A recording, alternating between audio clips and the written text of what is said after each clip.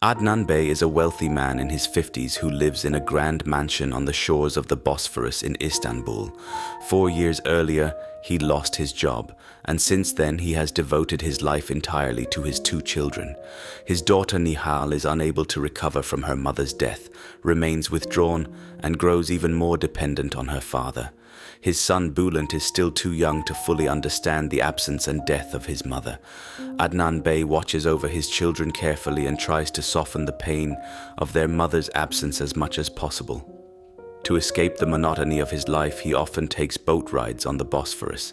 During these trips, he frequently encounters Firdevs Hanım and her family, who are known in the neighborhood as the Melih Bey family. Firdevs Hanım married Melih Bey when she was only 18, but she never found the excitement she expected in that marriage.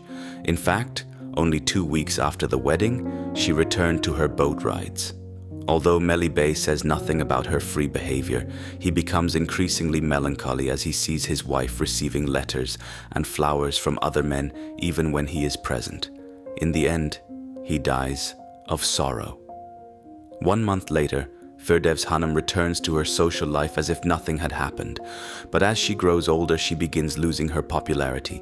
She cannot accept aging, and deep down she envies the youth of her daughters, Bihter and Bihter. On one of these boat outings, Adnan Bey notices Firdevs Hanım's daughter Bihter. She is only 22, but her beauty attracts everyone's attention. Adnan Bey, with a serious and confident attitude, decides to marry her and says so openly. Firdevs Hanım is shocked at first because she believes Adnan Bey is interested in her. The fact that he prefers her young and beautiful daughter instead of her wounds her pride and makes her jealous. Still, Bihter marrying a rich man also suits her. Bihter, on the other hand, welcomes the proposal with excitement. At last she will escape the suffocating pressure of her mother, marry a wealthy man, gain great status, and become the lady of a magnificent mansion. Adnan Bey's age and his 2 children are not a problem for her.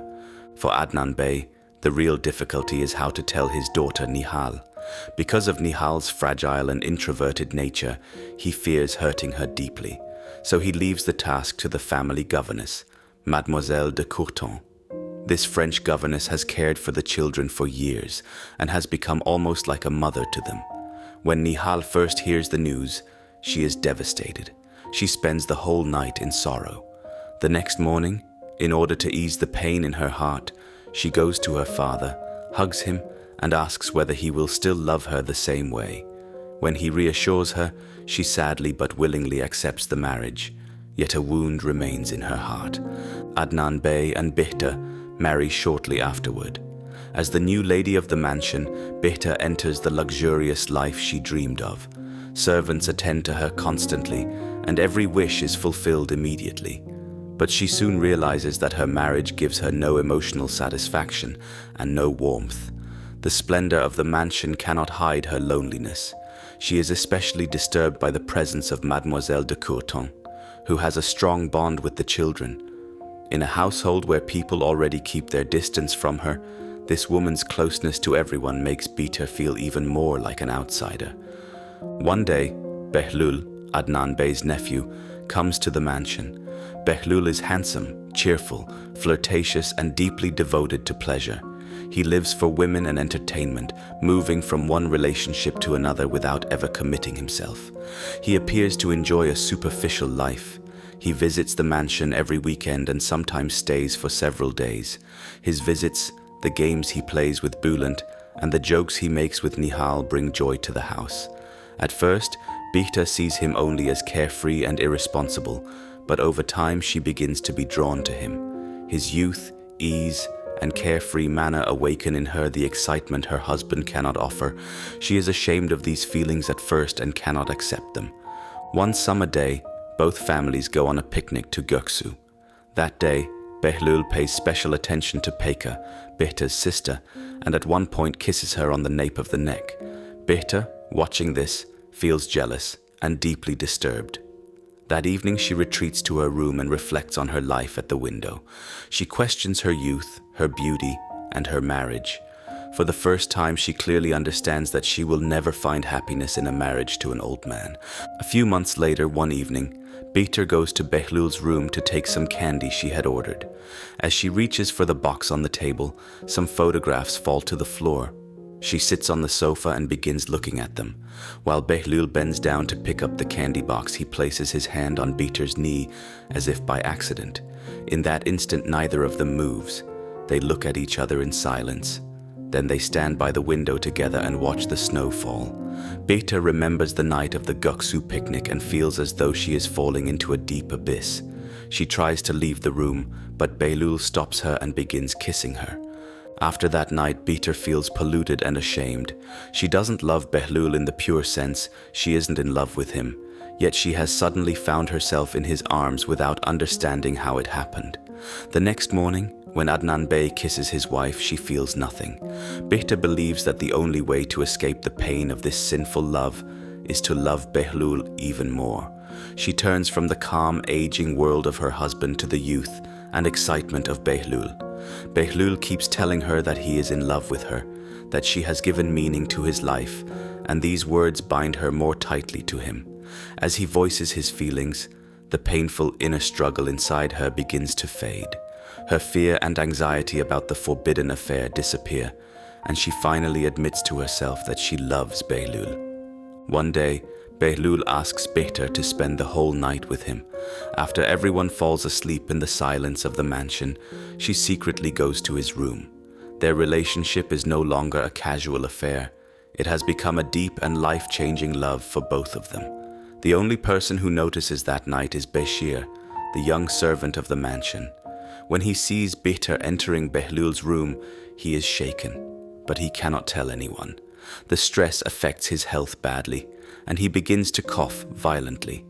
It becomes clear that he has tuberculosis, yet he still keeps the secret inside him. Adnan Bey senses that his wife does not love him. Many nights, Bihter sends him out of the room with excuses such as tiredness or discomfort, then locks the door behind him.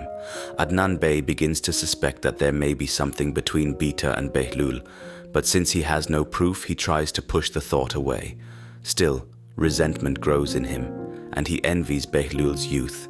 The others in the mansion also sense the tension.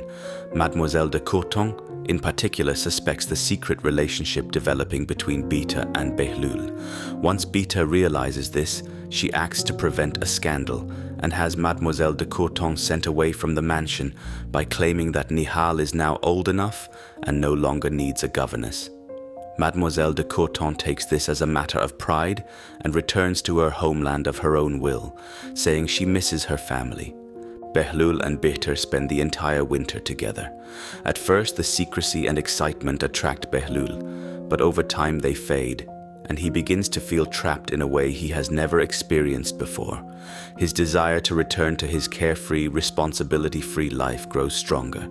Under that influence, he leaves the mansion without telling Bihter and goes to one of his former lovers. But after spending 3 nights with her, he grows tired of that relationship too and returns to Bihter. After being betrayed, Bihter does not speak to him for days. Behlul does not want to fully break away from Bihter, and they resume their affair, but it no longer has the old thrill or pleasure. Behlul occasionally leaves the mansion and falls into the arms of other women. Firdevs Hanım notices the inner turmoil in her daughter and the problems in her affair. She begins visiting the mansion more often, using her knees as an excuse, claiming they hurt because of damp weather. At the same time, Nihal enters young womanhood. With Bülent sent away to school, she becomes even more lonely at home and secretly blames Bihter for his absence. Firdevs Hanım fears that the secret relationship between Behlul and Bihter will be exposed, and to prevent a scandal, starts speaking about the possibility of Nihal and Behlul marrying. She repeats this idea often until it begins to seem acceptable within the mansion. As this idea takes hold, Bihter becomes deeply uneasy. Her fear of losing Behlul turns into even stronger jealousy. Meanwhile, Nihal begins to realize that her feelings for Behlul are growing. Behlul is also surprised by his new feelings toward Nihal, and over time his interest in her becomes more serious. Firdevs Hanım and Adnan Bey send Nihal to her aunt's island so she can clear her head. 2 days later, Behlul goes to the island after her and persuades her to agree to the marriage. While there, a small note falls from Behlul's pocket. Curious, Nihal picks it up and reads it. The note says, "She confessed everything. That idea is no longer possible. You must be here tonight." Nihal believes the note is about Bihter. Many questions fill her mind and she rushes back to the mansion. When Nihal returns, she overhears a conversation between Behlul and Bihter. Shocked by what she hears, she faints and falls on the stairs. Adnan Bey finds his daughter unconscious and carries her to her room. At that point, Bashir can no longer remain silent and tells Adnan Bey everything he knows. Meanwhile, Bihter realizes that Behlul is going to leave her. Overcome by despair and shame, she retreats to her room, takes Adnan Bey's pistol and ends her life. With this unexpected tragedy, everyone's life in the mansion changes completely. Behlul disappears and is never seen again. Nihal falls ill after the shock and cannot get out of bed for a long time.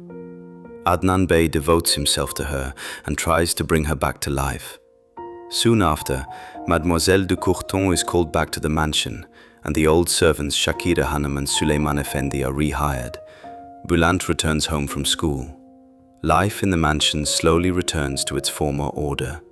From the outside, it seems as though the mansion has regained the peace of its old days. But every person inside carries the invisible scars of what has happened. Bihter's death remains like a wound no one can see, casting a shadow over the hearts of those who live there.